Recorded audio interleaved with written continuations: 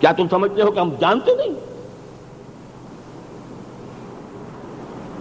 افتؤمنون ببعض الکتاب وتکفرون ببعض فما يفعل من ذلك فما جزاء من يفعل ذلك منكم الا خزي في الحياة الدنيا ويوم القيامة يردون الى اشد العذاب وما الله بغافل عما تعملون واتقوا فتنة لا تصيبن الذين ظلموا منكم خاصة واعلموا ان الله شديد العقاب. واذکروا، اب یہ آخری آیت ہے خاص میرے اور آپ کے لیے،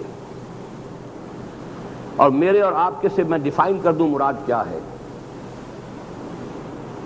مسلمانان پاکستان و بھارت بحیثیت مجموعی، مسلمانان پاکستان خاص درجے میں، اور مہاجرین جو کہلاتے ہیں وہ اخص الخواص کے درجے میں، تین درجے میں سمجھ لیجیے. انڈیوائیڈڈ انڈیا کا مسلمان اولین سیڑھی پر مخاطب ہے اس آیت کا. مسلمانان پاکستان اس سے زیادہ اونچے درجے کے اندر اس کا مخاطب ہے، اور ان میں سے وہ مہاجر جو آئے ہیں بھارت سے. یہ آیت ذرا غور سے پڑھیے.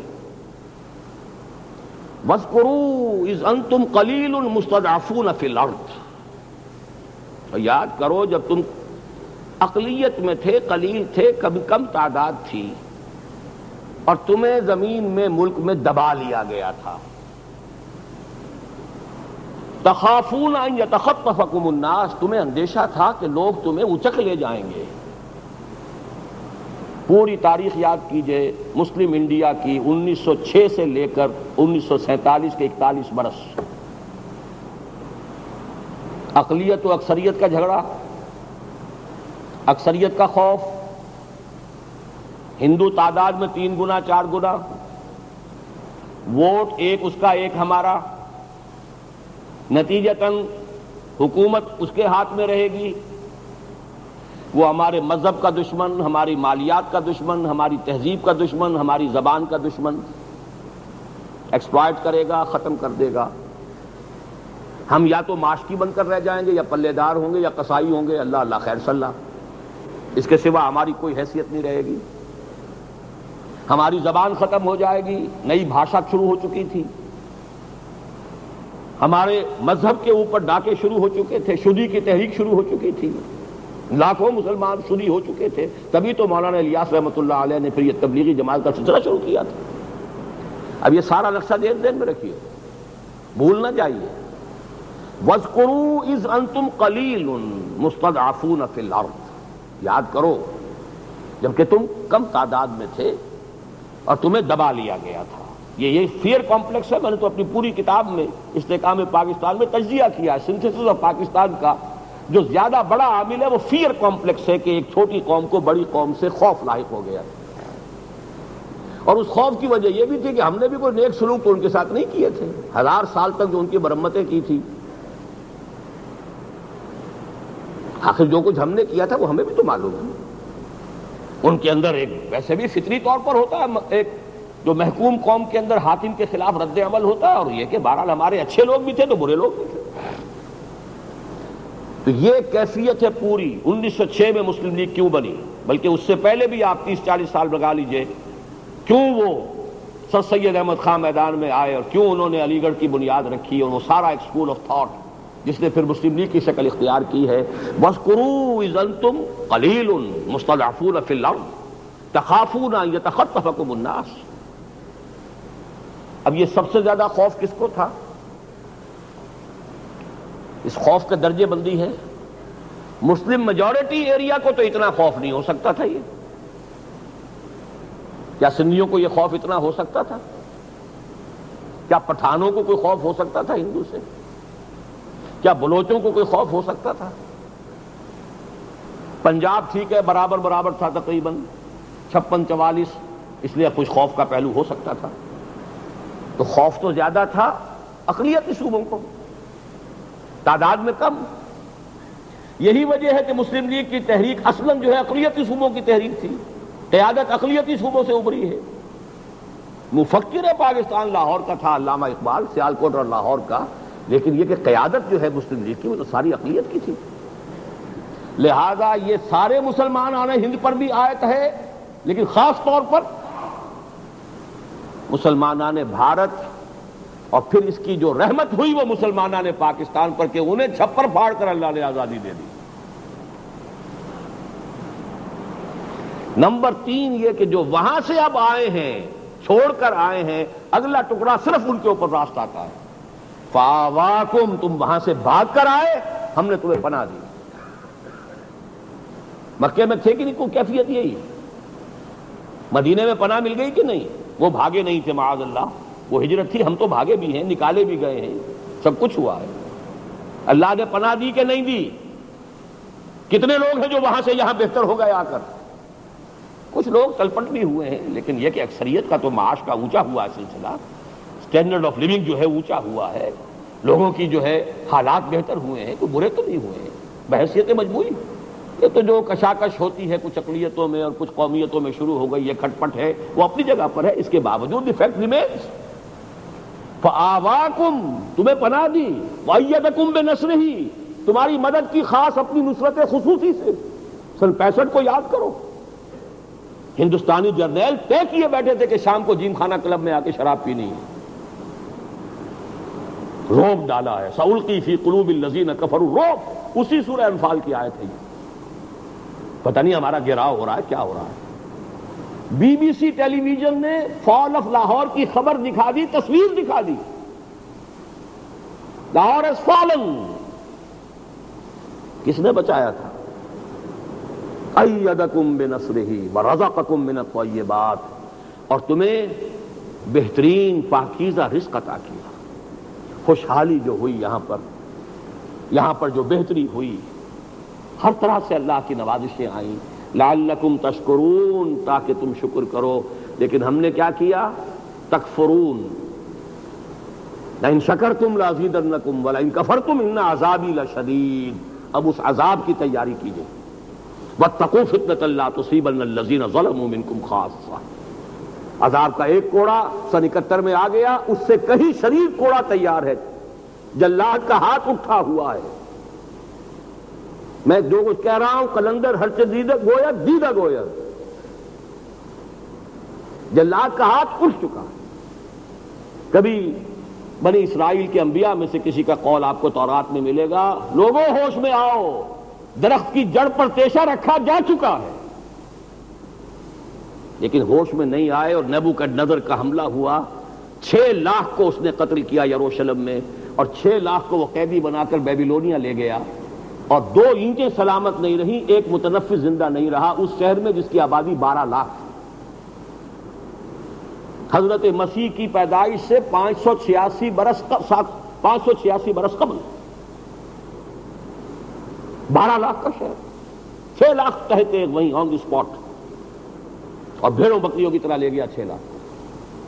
تو سن لیجئے اچھی طریقے سے کہ وہ عذاب کا دوسرا کوڑا جو ہے، ہاں ہے ایک شکل، توبہ کی اگر کوئی صورت بن جائے، قوم یونس کی طرح کا کوئی معاملہ ہو جائے، اللہ تعالیٰ سے رحم کی توقع رکھی جائے، لیکن جو حالات ہیں، جو رخ ہے، وہ یہ ہے کہ وہ دوسرا کوڑا تیار ہے۔ یہ تھا وہ تیسرا جو میں نے اجابت کا مقام آپ کو بتایا۔ ان آیات کی تھوڑی بہت تشریح ہو گئی، تو خاص طور پر یہ کہ اجابت، مکی دور کی اجابت کے معنی کیا تھے، مدنی دور میں اس میں کیا رنگ پیدا ہوا، پھر یہ کہ غزوہ بدر سے قبل تک کیا کیفیت تھی اور غزوہ بدر کے بعد کیا ہوا ہے۔ اب آگے چلیے اجابت کے بارے میں ذرا مزید کچھ گفتگو ہو جائے کہ اللہ اور اس کے رسول کی پکار پر لبیک کہو، اس کے معنی کیا ہے۔ یہ تو میں نے آیات کے حوالے سے تجزیہ کیا ہے۔ دیکھیے، اجابت ہوگا جمیع اوامر و نواہی، جو حکم دیا کرو کرو، جو دیا رک جاؤ رک جاؤ، تبھی اجابت ہے۔ یہ فرض کیا گیا بجا لاؤ، یہ حرام کیا گیا چھوڑ دو، اوامر اور نواہی۔ لیکن اس سے پہلے کراچی ہی میں وہ بھی آتے ہیں غیب سے، یہ مضامی خیال میں میری پہلی تقریر تھی، میں سمجھتا ہوں شاید اب تو اس کو کم سے کم 15 برس ہو گئے ہوں، شاید زیادہ ہو گئے ہوں۔ میں نے ایک یہ ناظم آباد نمبر 4 کی مسجد میں تقریر کی تھی کہ اللہ کی پکار ہے کیا، اسے کچھ سمجھے تو صحیح، کوئی نقشہ تو ذہن میں بنائے۔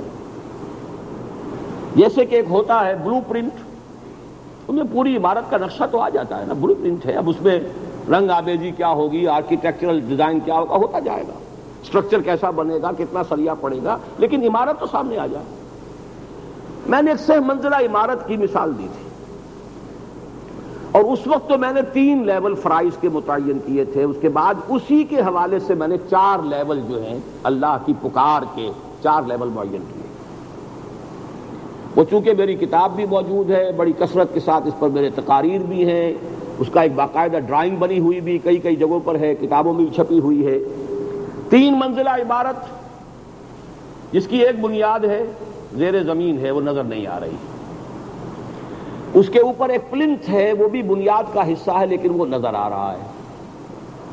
اس پر 4 ستون کھڑے ہیں، اس پر پہلی چھت ہے، لیکن دیواریں نہیں بنائی گئی ہیں، پارکنگ لاٹ بنا دیا. اس کے اوپر دیواریں بھی ہیں، ستون نظر نہیں آ رہے، لیکن سارا اوپر کا لوڈ بھی چھتوں کا انہی ستونوں سے نیچے جائے گا. ستون چلیں گے اوپر، آج کل کی پلر کنسٹرکشن سے ہر شخص واقف ہے. پھر دوسری چھت آ گئی، پھر پلرز اوپر گئے، تیسری چھت آ گئی. تو یہ 4 لیول ہو گئے، بنیاد، پہلی منزل، دوسری چھت، تیسری چھت، اور ان کے درمیان کیا چیزیں ہیں رابطہ؟ پلرز. یہ نقشہ ذہن میں آ گیا. تو اب اس کے حوالے سے پہلے میں نے 3 کے حوالے سے بات کی تھی، اب 4. پہلی پکار اللہ کی کیا ہے، نوٹ کیجئے، یا ایھا الذین آمنوا آمنوا باللہ ورسولہ والکتاب الذی نزل علی رسولہ والکتاب الذی انزل من قبل. اے ایمان کے دعوے دارو، ایمان لاؤ اللہ پر اور اس کے رسول پر اور اس کتاب پر جو اس نے پہلے نازل فرمائی اور اس کتاب پر جو اس نے اب نازل فرمائی. یعنی تمہارا ایمان ایمان نہیں ہے، یہ عقیدہ ہے، یہ اقرار باللسان ہے، یہ ابھی صرف زبان پر ہے، نو کے زبان پر ہے، ٹپ آف یور ٹنگ پر ہے. قالت الاعراب آمنا قل لم تؤمنوا ولکن قولوا اسلمنا ولما يدخل الايمان في قلوبكم. ابھی ایمان تمہارے دلوں میں داخل نہیں ہوا ہے. یا ایھا الذین آمنوا آمنوا باللہ ورسولہ. پہلا تقاضا ہو گیا نا. یہ تو پہلے دن سے تھا، مکی دور میں بھی تھا، مدنی دور میں بھی تھا، آج بھی ہے. دوسرا تقاضا، اللہ کی بندگی کرو ہمہ تن، ہمہ وقت، ہمہ جہت، اس کی محبت کے جذبے سے سرشار ہو کر. اسے اطاعت کہو، اسے اسلام کہو، اسے عبادت کہو، اسے تقویٰ کہو، اسے احسان کہو. عباراتنا شتیٰ وحسنک واحد، مفہوم ایک ہے، عبارتیں مختلف ہیں. Call the rose by any name, it will smell as sweet. اور ان کے لیے اس چھت کو سپورٹ کرنے کے لیے نماز قائم کرو، زکوٰۃ ادا کرو، روزے رکھو، حج ادا کرو. 4 ستون، ستونوں پر چھت، اسلام، عبادت، اطاعت، تقویٰ، احسان. تیسرا لیول، اب اسی کی دعوت دو. ادعو الی سبیل ربک، تبلیغ کرو، بلغوا انی ولو آیۃ، نیکی کا حکم دو، وامروا بالمعروف، بدی سے روکو، ونہوا عن المنکر. ہے کہ نہیں؟ شہادت حق، لوگوں کے اوپر حق کی حجت قائم کرو. اس کے لیے بھی پلرز وہی چاہیے. واستعینوا بالصبر والصلاۃ. یہ شہادت کے لیے بھی مدد تو نماز سے ہی ملے گی، پلرز تو وہی جائیں گے اوپر تک. فاؤنڈیشن ایمان ہی کی رہے گی، پلرز وہی چلیں گے ٹاپ تک. لیکن 3 لیولز علیحدہ ہو گئے. اور آخری لیول، دین کو قائم کرو، دین کو غالب کرو، اللہ کے کلمے کو سر بلند کرو، دین کے پورے نظام کو برپا کرو، اللہ کی حکومت قائم کرو، نظام خلافت برپا کرو. یہ ٹاپ موسٹ ہے. اس موضوع پر میری تقریریں بھی ہیں، کیسٹس بھی ہیں، کتاب مطالبات دین بھی موجود ہے. اور اس اعتبار سے میں آپ سے عرض کر دوں، قرآن مجید کا ایک انداز ہے، کہیں وہ کوزے میں دریا کو بند کرتا ہے، کہیں قطرے کو دکھاتا ہے کہ اس کے اندر کیا کچھ ہے. لیکن یہ کہ مختلف اعتبارات سے اللہ کے فضل و کرم سے ان چیزوں کی وضاحت میں پورے اطمینان سے عرض کر رہا ہوں کہ میں کر چکا ہوں. ایک پھول کا مضمون ہو تو 100 رنگ سے باندھو. اتنے مختلف اندازوں میں نے ان چیزوں کو بیان کیا ہے. یہ ہے اصل لیول، ایمان، یقین والا، عبادت.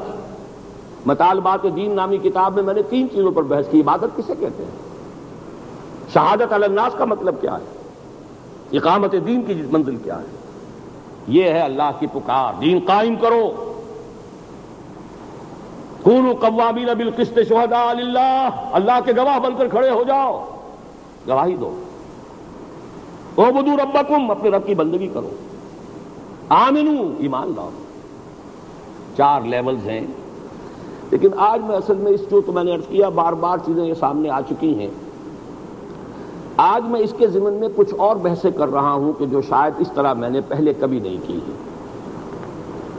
یہ میرا آج کا خاص تحفہ ہے. پہلی بات تو یہ ہے کہ قرآن مجید کی ایک عجیب شان ہے، جیسا کہ میں ابھی عرض کر رہا تھا.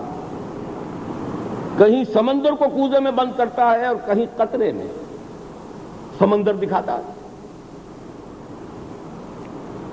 شاعر تو بہرحال فوت ہو گئے ہیں، اللہ تعالیٰ ان کی مغفرت فرمائے. ان کے بارے میں عام طور پر لوگوں کے خیالات اچھے نہیں ہیں. کوثر نیازی صاحب کا ایک شعر مجھے یاد آ گیا، لیکن اذکروا موتاکم بالخیر، شعر بہت عمدہ تھا ان کا. مہر درخشاں ذرہ فانی، ذرہ فانی مہر درخشاں. کائنات کی وسعت کو سامنے رکھو گے تو یہ سورج بھی ایک ذرے سے زیادہ نہیں ہے، اور ایک ذرے کو دیکھو گے تو وہ سورج سے کم نہیں ہے. لہو خورشید کا ٹپکے، اگر ذرے کا دل چیریں، ذرے کے دل چیر کر تو ایٹامک انرجی نکالی جا رہی ہے نا.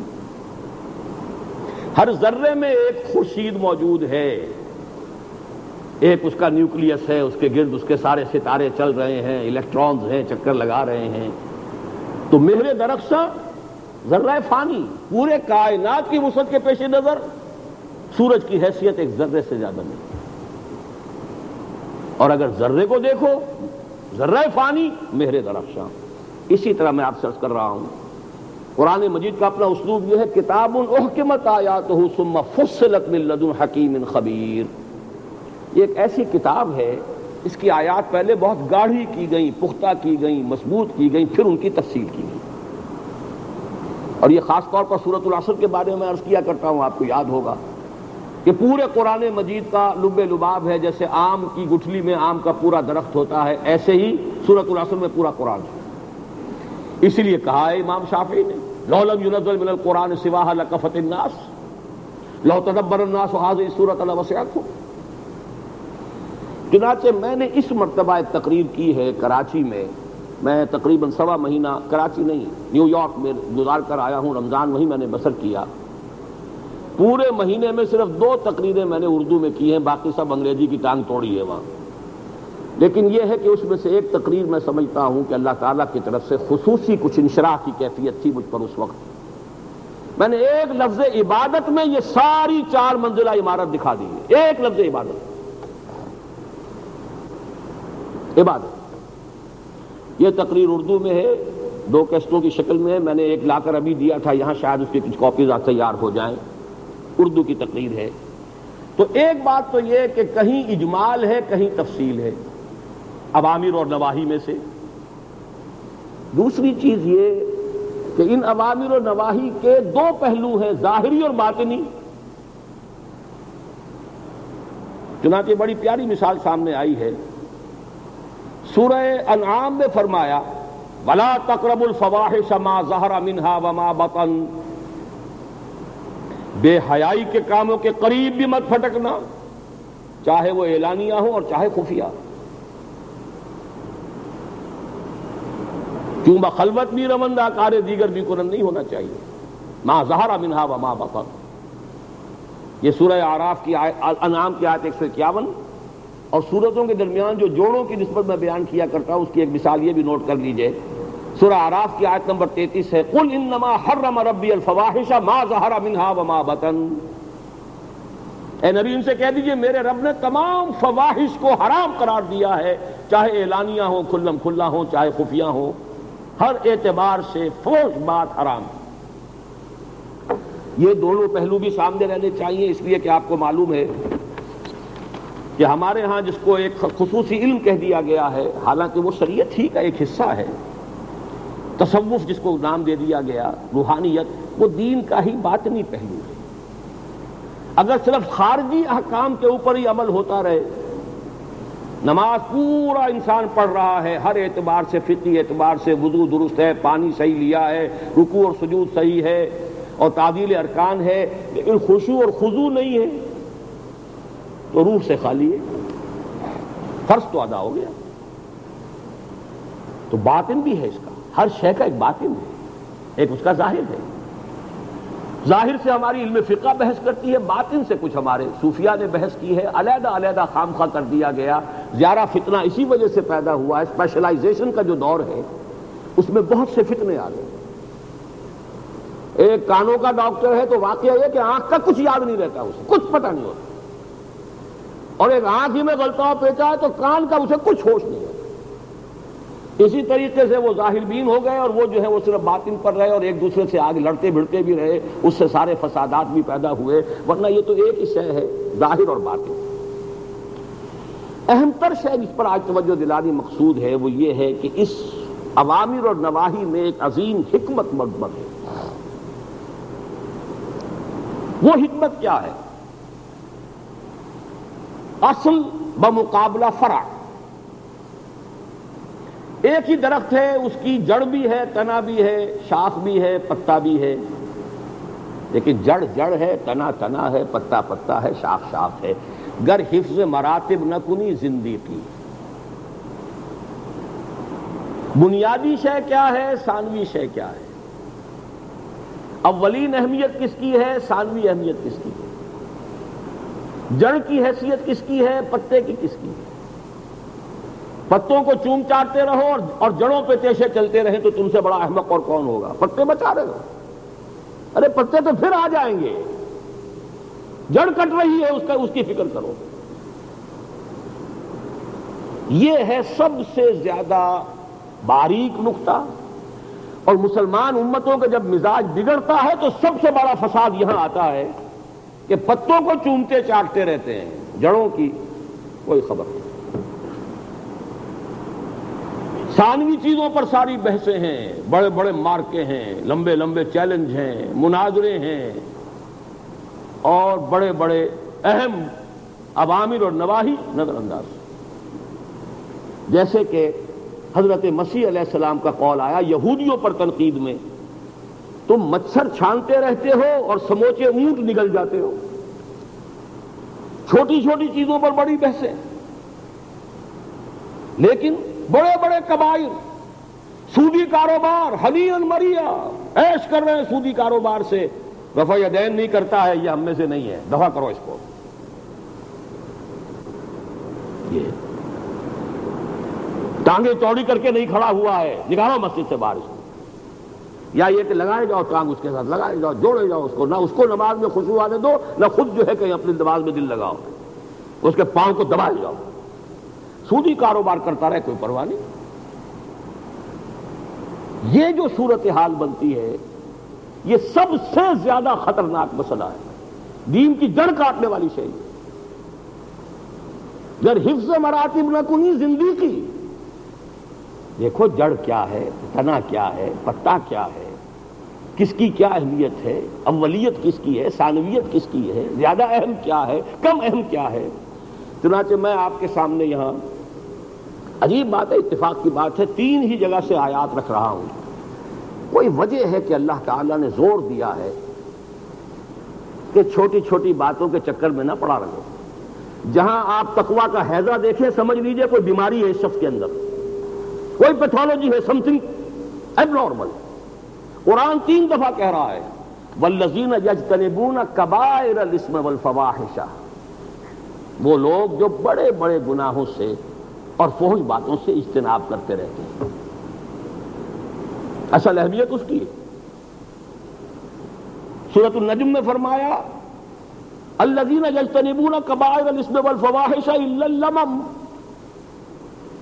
لوگ بڑے بڑے گناہوں اور فحش چیزوں سے بچتے رہیں، کوئی چھوٹی موٹی کہیں ملوث ہو گیا آدمی، کوئی صغائر میں ملوث ہو گیا، کسی چھوٹی خطا سے، اللہ تعالیٰ معاف فرمائے گا۔